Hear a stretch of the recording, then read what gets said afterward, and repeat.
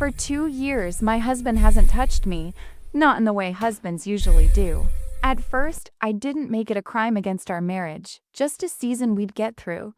Life gets busy. He worked late. I told myself I was being dramatic. I said he was stressed. I was stressed.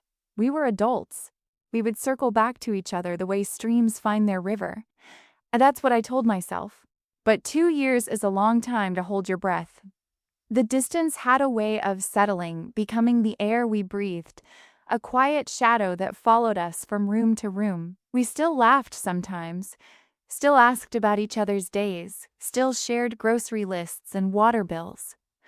But something important was missing, something that doesn't leave a receipt when it's gone. We had logistics without intimacy, roommates in wedding rings. I tried to reach for the thread a few times.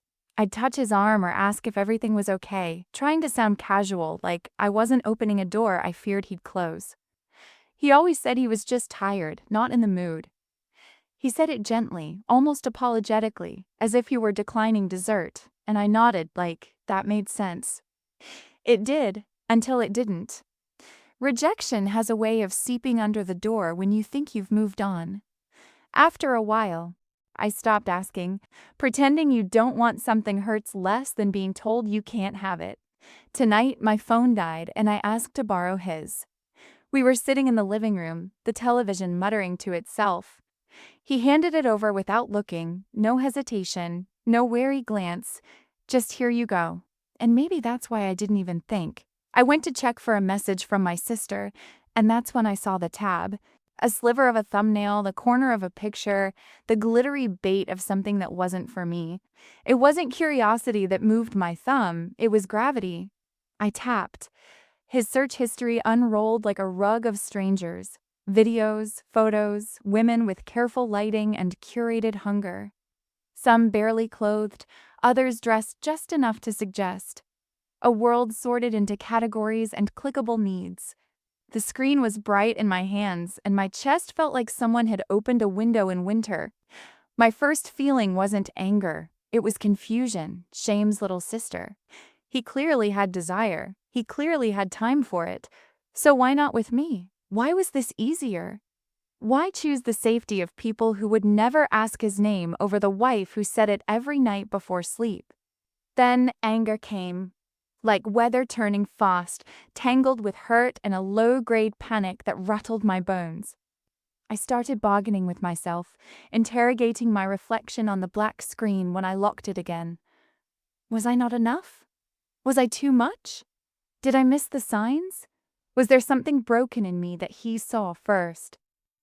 The questions didn't want answers. They wanted oxygen. I thought about walking into the living room and holding the screen out like evidence. I imagined the look on his face, the little flinch of a man caught in a light he didn't expect. I imagined asking, why them?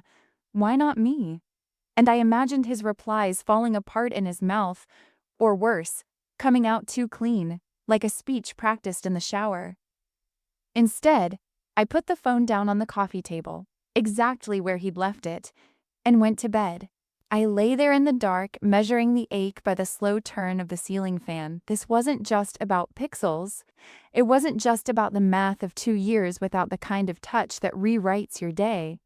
It was about the hollow space that had made room for all of it. The way we rearranged our lives around a missing piece and then pretended we weren't limping. I stared at the ceiling and felt the truth like a stone I'd been carrying in my pocket. It was smooth. Familiar. I hated that. My mind, reckless as a dog off its leash, ran through the early years.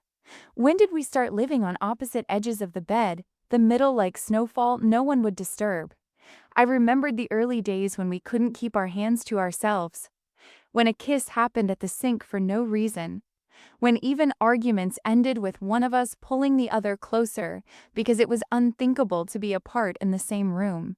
Somewhere along the way, we forgot how to move toward each other, or he forgot, or I did, or we both did, and we were too polite to say so out loud. I tried to imagine the women on his screen, not their faces, which are a kind of costume, but the feeling he must have been chasing. control without vulnerability, pleasure without consequence, closeness without the risk of being known. Maybe that was the point. Maybe I was the risk. Maybe being known is only romantic when you feel enough, and maybe he didn't. By the time the sunrise began peeling open the blinds, I had rehearsed 100 versions of the conversation and believed none of them. I couldn't keep living like this, but I also couldn't confess my hurt like a threat and expect it to turn into tenderness. I needed to tell the truth without punishing him for it, and tell my truth without setting myself on fire to keep us warm. I found him in the kitchen. He was pouring coffee, the soft sounds of a morning pretending to be normal. I stood there with my mug, feeling like a guest in a home I partly owned. "I used your phone last night," I said. The words were heavier than I expected. He looked up, and for a second I didn't recognize him. Then he did a small thing with his mouth, a brace against a wave. "Okay," he said. "I saw your tabs." He didn't deny it. He didn't reach for a lie. He set his cup down and wrapped his hands around the edges of the counter like it could hold him up. "I know," he said quietly. "I mean, I figured you might." Silence opened like a door. I stood there, heart beating in my throat, and realized I had no script. "Do you want to tell me why?" I asked finally. He stared at the tile. "Because it's easier," he said. "Because it doesn't ask anything from me that I'm scared to give. Because if I fail there, no one knows." "Fail what?" I said, the words sharp as the edge of a plate. "You," he said, and my breath snagged. "Us. 2 summers ago, I tried, and my body wouldn't cooperate, and you laughed nervous. Not at me. I know that now, but I heard it like a verdict. I was humiliated. I kept telling myself I'd try again when I felt less wrong, and then I didn't. Then work got worse. Then I felt like a man you shouldn't have to comfort. Then I learned how to be numb. I leaned against the opposite counter, as if we were 2 magnet ends we'd forgotten how to flip. "So you chose strangers instead," I said. My voice was calm. It felt like picking up glass with careful fingers. "I chose easy," he said. "I chose not facing myself. I chose not failing in front of you." "I'm sorry." I wanted to put my hand on his wrist and tell him we could fix it. For years, I'd wanted that, and for years I had swallowed it like a coin I kept saving for the right machine. The problem is, a coin saved that long becomes a superstition. You can't spend it without breaking something sacred. "I don't know what to do with this," I said. He nodded, a small movement that understood too much. "Me neither, but I can stop. I'll stop. I can talk to someone. We can talk to someone." We.